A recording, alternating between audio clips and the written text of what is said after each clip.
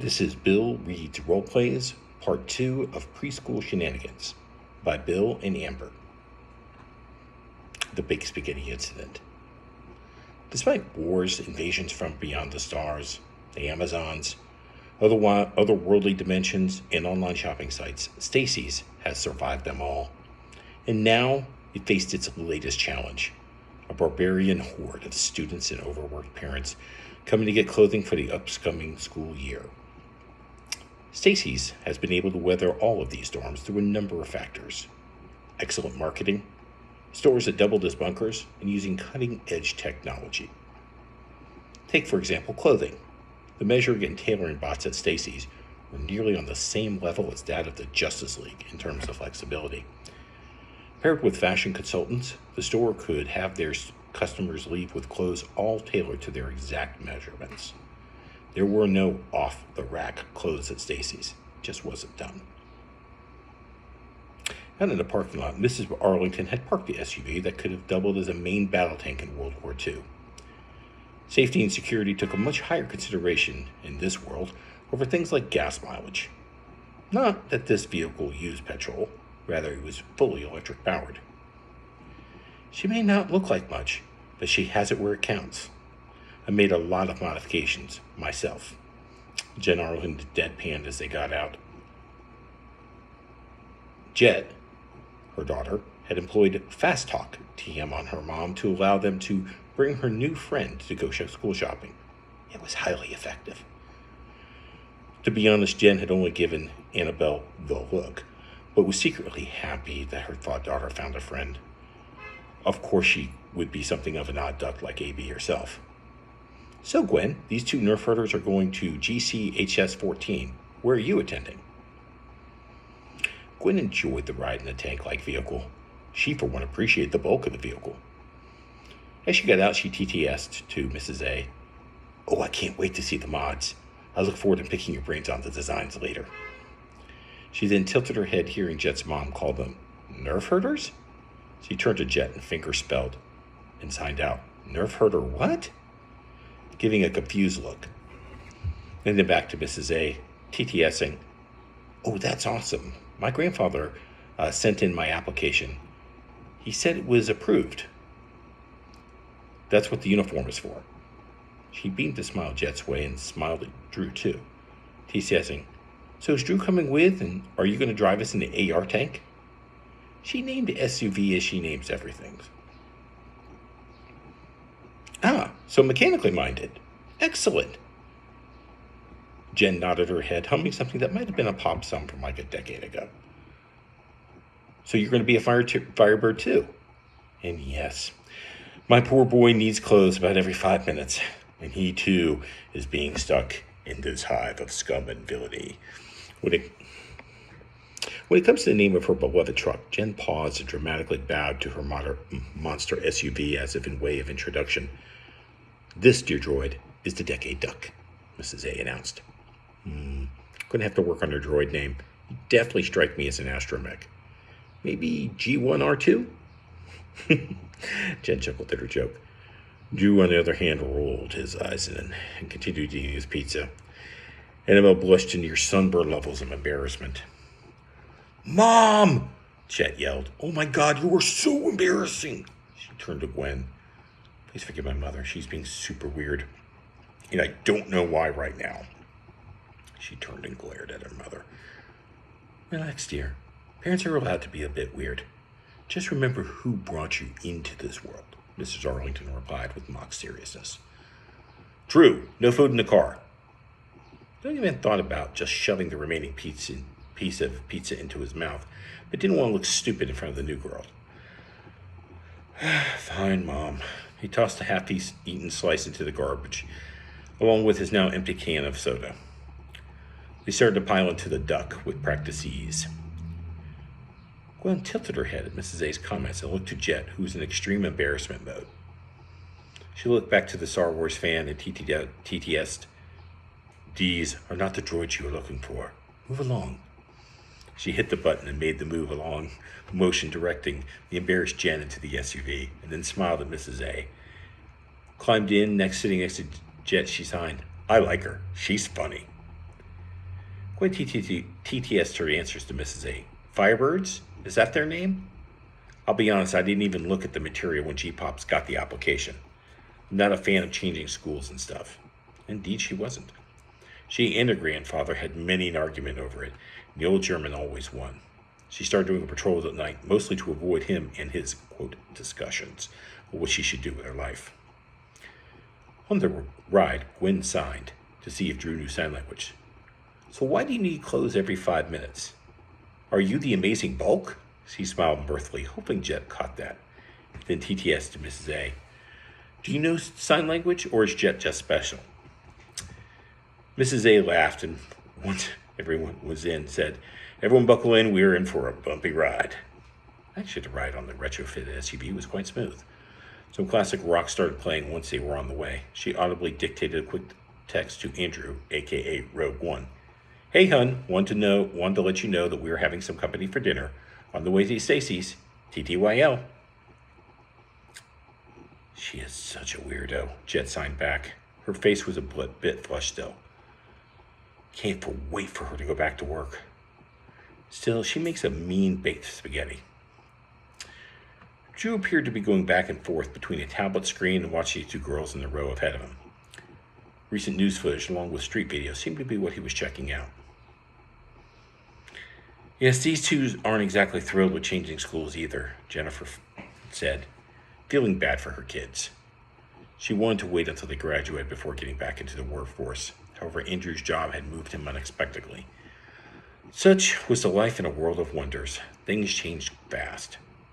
She wasn't thrilled with Gotham either, especially given the very well-deserved reputation. As Gwen signed to him, Drew sighed and noticed Jet glaring daggers at him. Being twins could be tough. She was very jealous about things that were hers. Too bad. He had been the one to first try and sign. Ha ha, she, pointing to his mom, is just jealous because she is short. Hey now, I saw that, Jennifer responded to her son, who was indeed now taller than her. No Jedi mind tricks. In answer to Gwen's question, Jen replied, Of course she's special. She's my daughter after all. Anna beat Mom! I have to keep up with these two after all. I'm afraid, though, I'm not very good at the signing part, though. Gwen smiled and sighed. We'll be thankful for Princess A, so, without the promise of spaghetti, she'd never have met me. Giggling, she nudged Ned and signs. Thanks again, this is great. I didn't think I'd have anyone to hang with here. Been kind of blah since I got here, so the nightlife is, for the better of lack of a word. Interesting? She snickers and TTS for Jen. So Firebirds, huh? Hope the uniform isn't gross. I hope they don't squawk at my goggles. Think I can say they are prescription? Laughing and miming being blind, her hands out patting things, and then patting Jet, laughing. Gwen was truly thankful for this random encounter, but couldn't help but feel a twang of sad inside. Her family had been like this, joking around, just being together like everything. She caught herself and wiped a tear away from putting the joy back into the situation and smiling, shoulder bumping Jet as they rode to the shopping district. It was kind of cool. Brick stores are nearly museum pieces these days, according to her grandfather. But then he grew up with less than nothing. Told her stories of lines to get bread. Weird to think of a life when today you can tap out an order on your cell and a drone drops it on your balcony. At least back in Detroit it did. They lived in that big building back then. Probably so. From what I see, they look pretty good. Very modern, Mrs. A replied. Superpowered people would change a lot more than the socioeconomic and security conditions of the world. They also change fashion. I'm sure they'll be fine with your goggles. Jet laughed in response and signed back. Is it? We've been pretty much on house arrest since Drew over there went out and got into some kind of trouble around the garden area. There was something in her tone that indicated the real problem, but she didn't get to go out as well. Drew gave her a harsh look and went back to his FaceTube watching videos from Turbo Fun Kitty. The latest one showed a bunch of people fighting in the Gotham Botanical Gardens. If Gwen looked back, she might see Gremlin Knight in action. Shortly, they arrived at the mall, which had enough security you would think it was the Pentagon. Exiting the parking garage, they entered the store and were greeted by a holographic AI welcoming them to Stacy's. There were helpful arrows pointing the squad to the second floor where school uniforms were purchased. Gwen saw the video and blushed, quickly turning to Jet, signing. So what was going on at the garden? She was up on most big action. Her modified Farnsworth device linked to the older network towers around the city. By FCC laws, they had to broadcast on the older bandwidths along with the new 6G stuff. She made a habit of maintaining some of the towers herself on patrols at night. She liked the old tech. It felt more alive, and like it had a soul rather than being the AI-infused things that felt kind of fake to her. It was missing something. Gwen piled out with the others and admired the high security present, TTSing to Mrs. A. Well, the security is Bruce Wayne shopping here today or something? She half joked and half prayed she was partially correct. That would be so cool. She thought, what if she slipped a business card from the salvage yard to the richest man alive? Her G-Pops would be so proud. Following the arrow directions and sticking with her crew, she kept her board hooked off of her backpack and looked at all the designs. She laughed and pointed to one outfit, signing, Is that for Halloween? It's black and orange, and that one must be for Christmas. It's red and white. What are our colors going to be? Please say brown and some metal like bronze or copper. She made a point to tap her goggles, indicating it would match her aesthetic. Signing back, I don't know. You have to ask Drool back there, Jet replied grumpily. I was grounded that night. Without looking up, Drew gave his sister the middle finger. Apparently some new hero has foiled some kind of attack on the botanical gardens, he whispered to Gwen. I can share the link with you if you want. Mrs. A replied about the colors to the uniform. Sadly, no. Some shade of red, crimson perhaps, along with a deep gold with accents of either white or black, depending on the season. Oh, if Mr. Wayne were here, I would imagine we wouldn't be able to get in. Young metahuman gangs inspired by the Joker have been attacking businesses in something they call a flash rob lately, if I remember right from the news. She looked around for a moment and spotted another of the arrows pointing them to their destination. They arrived at an area where there were a variety of open-ear pads to stand on. It became apparent quickly what their function was, as other young people stood on them and were scanned and measured. Nearby screens then showed what outfits would look like and gave the users options to change certain parameters. Robot tailors then went to work. Within minutes, the newly minted uniforms were delivered. Signing, the new trend this year is going to have superhero-inspired uniforms. Thankfully, we also have some more normal options. Going up to one of the screens, Jet quickly pulled up their school and found their choices. Pants, skirts, jackets, all were highlighted, but there were also more form-fitting action suit variety, though these were called sports uniforms.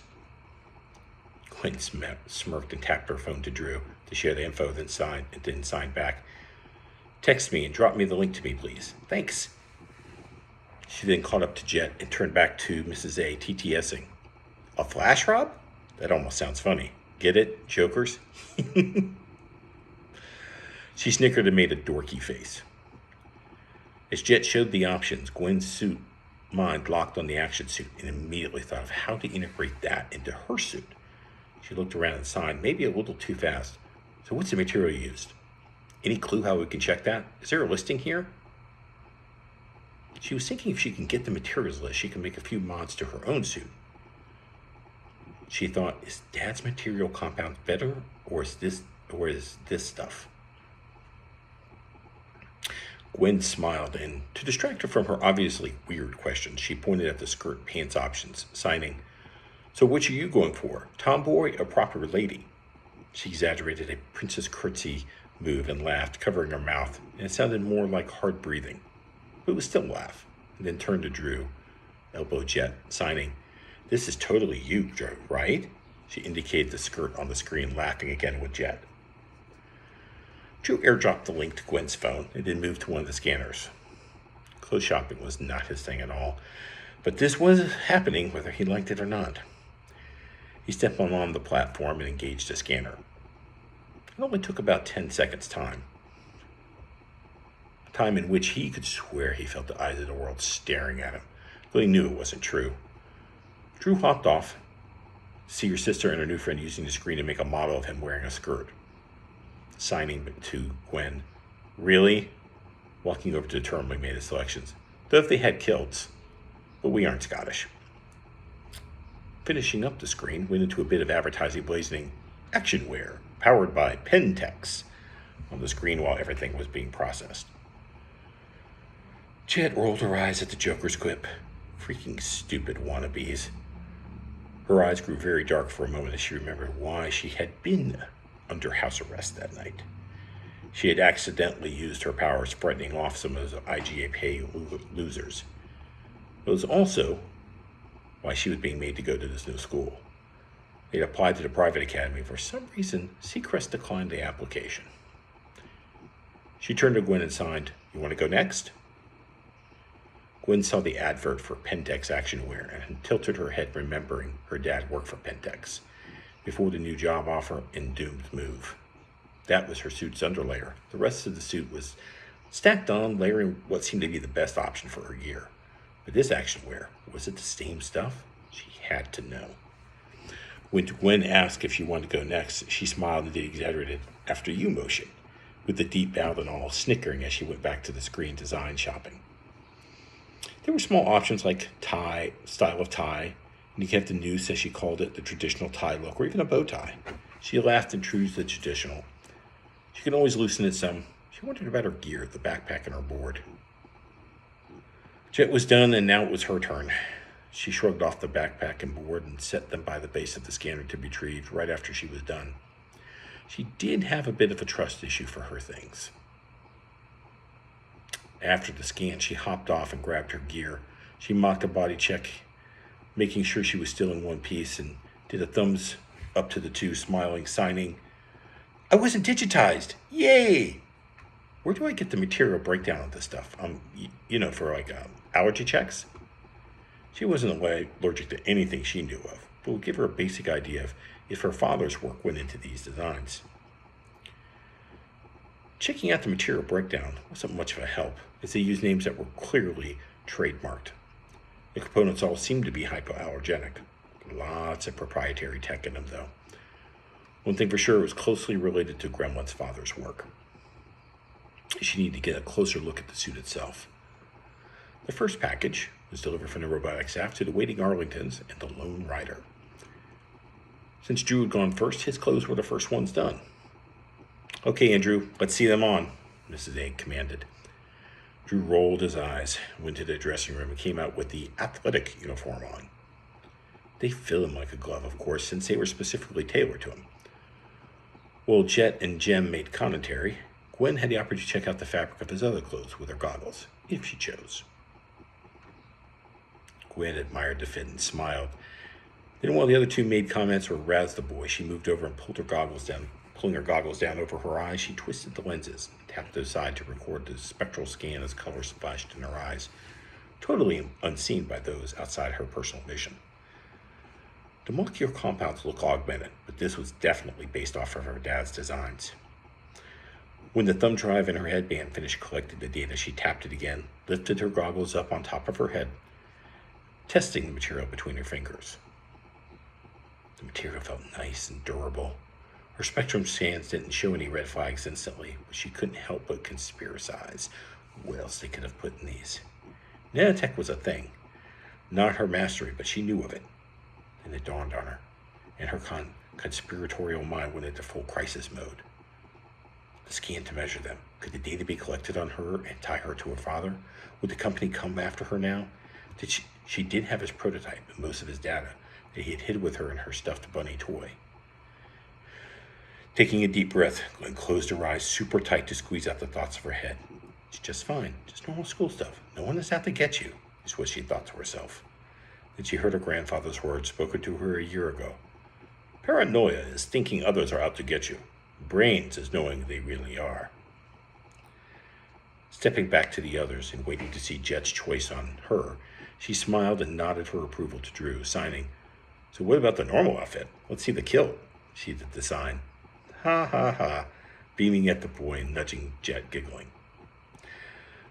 Drew gave her the international sign of the middle finger and went back to change into his regular clothes. He seemed generally steamed. Bad enough to put up with his sister. Now she had allies. Jen Arlington stifled a chuckle, but after her son returned to the dressing room, she looked to Jet and said calmly, "Annabelle, maybe you should rein it in some, okay?" She was about to say something to Gwen when there was an alert noise, and honest to good hologram popped up from the older woman's watch, indicating a metahuman alert in glowing red, blue, and gold lettering. She quickly deactivated the alert and pulled out her comm device, a newest gen Q phone. "Kids, get your things. We may need to move to the shelter." Quickly, the alert was picked up and displayed throughout the store, on people's devices as well as the AI-powered screens on the entirety of the floor. The Texas Twister was fighting against a group of metahuman teams who seemed to be busting into local shops and harassing passing drivers. Gwen noticed that Jen was now very intent on her device and looking out for her kids. "Drew, now!" There was a commanding tone in her voice as the young man came out, stumbling, getting his shoes back on, as he was trying to free himself from the half-changed action wear. No, he had gone back into the athletic suit. "Mom?" Jet had been about to complain to her mother when the alert signaled on her phone. A moment later, the alert buzzed on Gwen's unit as well. The EAM still used older tech as well to get out to the warnings to citizens of Gotham. "Warning, there is a metahuman brawl at Wayne and 6th Street. Please shelter in place or go to the shelters indicated on your smart devices." The robotic-sounding voice droned on before the volume was lowered. Jet's look, along with that of Drew and her mother, all became very serious. Her eyes, they had turned as black as onyx for just a moment, as if the shadows around her deepened. Her twin brother's eyes literally glowed emerald for a couple of heartbeats before turning to their normal green. Jen reached down to her belt and pulled out something that was the size of a small pager, checked it, and then put it back. "So far, the attack is contained to that area, but we are staying here for the time being. If it moves closer, we're going to indoor shelter. No questions. Do we all understand?" She gave the teenagers a stern look. Gwen was giggling at Jet as Mrs. A was asking or suggesting she back off a little from her brother. Then when she looked at Gwen stood bolt straight upright. She was very used to old Jarman when he scolded her. The smile on her face, though, this was all fun. For her, it was a real joy being around a real family unit that showed caring and fun. Man, did she miss it. Missed them. She missed her parents. Then the alert sounded, and the hologram shut off from Mrs. A's watch, her own phone ringing the Teen Titans theme song. Plus the silent grandma device buzzed in her pack. Her heart stopped. Her eyes went wide. She got very pale. "They got her. She's toast. They're going to nab her. She'll be here any minute now." That's the thought that screamed in her head. The sheer panic in the young woman subsided when it was an alert for a meta battle. She calmed down some now. Her eyes were still wide because that amazing tech, a hologram and a watch, those super cool Q phones, she both felt a sense of intrigue and embarrassment. Her phone was a cobbled together M series, pieced together on a Farnsworth casing. She couldn't show it to anyone because it would be easy to tie to the hero gremlin. She did have her public ID phone, a T-Series, from the Teen Titan fan shop her grandfather had gotten for her. It was still usable and still did most of the things a smartphone did, so she wasn't missing out on anything from 20 years ago. Jennifer Arlington calmed her heart rate down by sheer force of will. The energy in her core wanted to burst out, electricity coursing through her veins. She could send the kids to the shelter, and then she could join the battle, and be back before they realized she wasn't with them. The desire, need was right there just beneath the surface. It would be so easy for her to release the lightning from the bottle in her soul that she had trapped it in. But that would also be wrong. Her first responsibility was to her children and their friend. That option was always there if the attack moved too close to them. For now, she needed to keep her impulses contained.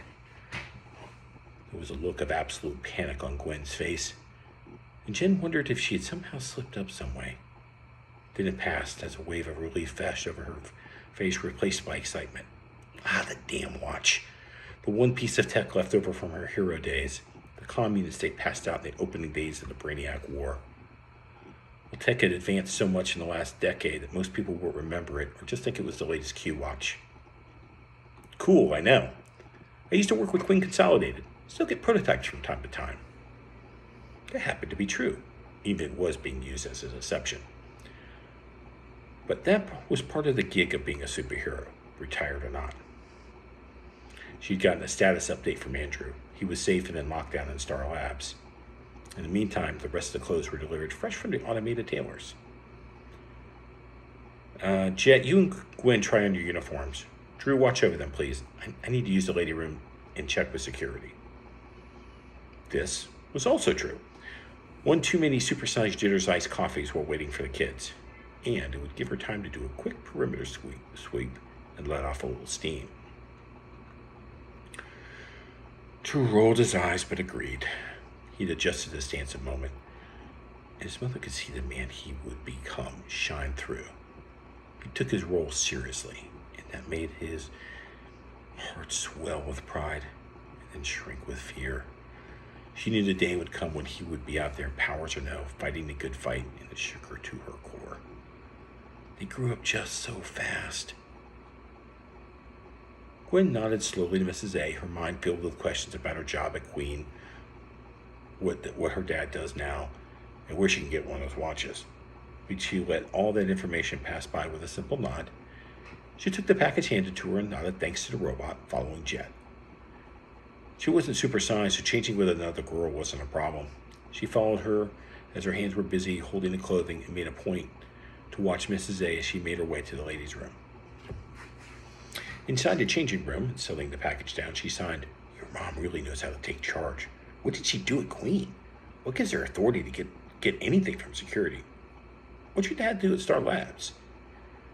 She felt bad about the rapid questions, but she had to know. She also added in, "Where can I get one a watch like hers? That's super cool. Do you have one?" She went to undressing and setting her stuff aside. She figured the skirt and the normal school wear would be best to start with. Whoa, slow down," Jet said as she was bombarded with questions. "I don't have that watch thing yet. Hopefully it'll be included on the next Q watch. Predator drain is apparently an issue, though." Jet went with the typical skirt and blouse with sweater combo. She made it look good, though. As for the other stuff, Mom used to be in their research division. Pretty sure she worked on the Felicity Digital Assistant project. She's a freelance consultant these days.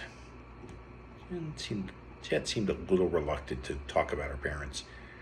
Dad, well, I'm not sure what he does at Star Labs, except it's pretty secret. He's a big fan of astrophysics, though. My guess is something to do with that. "Are you two going to spend all night in there?" Drew asked from the outside. "Come on, AB. Mom is still talking with the security guards." There was something conspiratorial in his tone. He whispered, "If you can hurry up, maybe we can go sneak a peek at the fight. I'm sure your friend Gwen would love to go see as well." There was a certain smug undertone to his comment. The look on Jet was super cool. Gwen followed the lead and signed, "That's cool. Love your look, by the way. But yeah, my G-Pops made me a telescope. I like seeing the stars. He taught me the constellations. He was a centering mechanic," he said. Gave me a sense of just how little my problems were in comparison to the vastness of the universe. He tries in his own way. Gwen had her goggles on top of her head like a hairband. The clothing matched Jet's choices, matching Jet's style-wise. Added the blazer for the complete look. But she loosened the tie and the top buttons of her belt. She liked the comfy look. Sure, she had a collar, but after a second looking in the mirror, she made this look good. Her medium-length hair, a little messy with bangs, but she stood there posing for Jet and struck an anime pose, giggling before they left to show off their superior looks for Drew. Gwen had followed Jet and did a twirl, then ruined the look as she grabbed her backpack and her board, hefting up on her back. She smirked and signed, "There, now I don't feel naked. What you think? Do I pass as Homo sapien sapien?" She did catch a coy smirk from Drew and tilted her head, signing, "What?" "Funny, my dad says the same thing sometimes," Jen spoke, forgetting to sign as she heard Drew whisper the initials of her name. "You know I hate that drool." The pair of young women came out and did their anime pose in front of Drew. The young man blushed for a moment as Gwen made her comment. It took him a moment to remember how to sign. "Yeah, you look good." There was a brief blush on his cheeks as he pointed away and pulled out his phone. Pointing to her head, he pointed to his phone. Drew smiled a moment. "Well, nice to meet." Kaboom. An explosion rocked the store as the security alarms blared. Red light filling the store's warm, moist air rushed in to replace the cool, dry air conditioning. There was something like a dozen teens, all dressed in Joker-style gear, some of them using weapons, but a number of them exhibiting powers. They let out a war whoop of triumph as they swarmed in to steal as much as they possibly could, while the distraction team outside dealt with the tornadic tough guy. Getting to the shelter was no longer in the cards. "Jet, get the cameras and the lights," Drew called out. His eyes were now visibly glowing with summer green fire burning in them.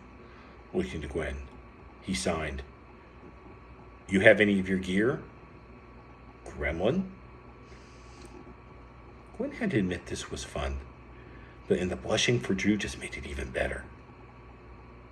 But when he had pointed at her head in the phone, she got confused. What could he be talking about, she thought. Then the explosion caused her to jolt up, alert looking around.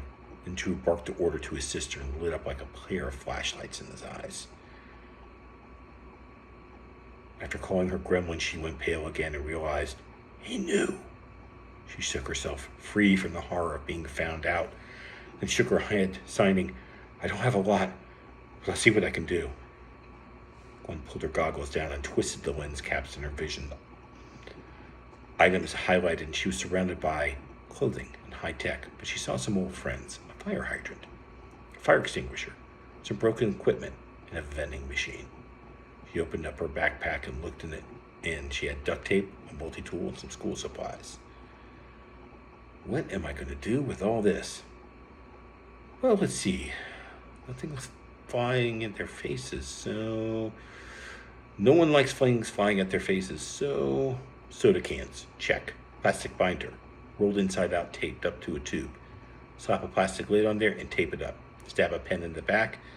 Seeing a Joker goon wielding a baseball bat, threatening a woman or child, Gwen ran in, sliding low before the goon, waved from the ground up at him, and slammed the soda can mortar to the floor and angled it up at the goon. The can popped off perfectly right into his jaw, sending him flying off his feet, falling backwards. She smiled back at the pair of the costumers, and grabbing the bat, she ran off to help her friend to defend the populace. The little girl pointed to and said to her mom, "I want what she got." "Maybe one day, dear," the startled woman replied, as the Gremlin Knight rushed off to fight crime, literally. There were more of the Joker wannabes making their way through the destroyed security perimeter. Half of them were just using common implements of crime, chains, broken bottles, baseball bats, some with nails driven through them, and, of course, guns.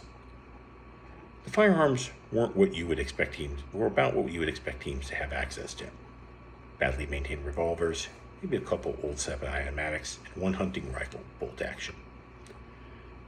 However, the teens noticed one of them was using actual military-grade weapons. The automatic rifle in her hands glowed for a moment and actually transformed itself into a Gatling gun. "Hi there, nice to meet y'all. I'm Gun Girl, and you're all dead," she said in a very put-on Brooklyn accent. An ebony black shield formed in front of the 3 combatants, as it was literally conjured from the shadows just as Gun Girl opened up with the sound of something like a monster truck version of a lawnmower. "Damn it, that hurts!" Onyxia Shadowglaive, aka Jet, growled as she brought forth her namesake. A 6-foot-long spear with a short sword as its blade. Drew turned green as his skin took on the color of a ripe lime, and then he turned into living verdant flame. Launching himself into the air, he hurled twin globes of fire at the obviously exorbitant gang member. I'm the Emerald Torch, and you, gun girl, are toast. She dodged, but her minions were not quite so lucky as the two fireballs impacted and set their clothes alight. Meanwhile, Jennifer Arlington stopped talking to the very nervous security officer and ran back to check on her charges. They were gone. No matter what she would have preferred, these two seemed determined to pick this life, and they could get themselves killed before they even figured out how to get their actual costumes on. Jen realized she had unconsciously tapped into the dominant speed force in her cells. She cursed herself for losing concentration, but there was nothing for it. She would make sure she zapped the security cameras and hopefully fry the backups. Hopefully. Going into the changing room, so cliche but a classic, she activated the Justice League comm unit on her wrist. Many miles away, in the basement of an apartment in the Lower East End, a generator kicked on. A moment later, all of the high-tech gadgets, now almost a decade old, were up and running. One of those impossible devices was an armory that held a blue, green, and white costume, one that fit her perfectly. In a flash, she activated the armory, and her current clothes were replaced by the action suit of Jackie Jolt. Well, it had fit her perfectly. Now it was to stretch to the point of near-fatal fabric failure. Well, she'd have to be careful so she didn't pull a wardrobe malfunction made famous by those cryptos. She ran off at super speed to the direction of the blast, and the sounds of automatic weapon fire with her heart in her throat. She prayed she wasn't too late.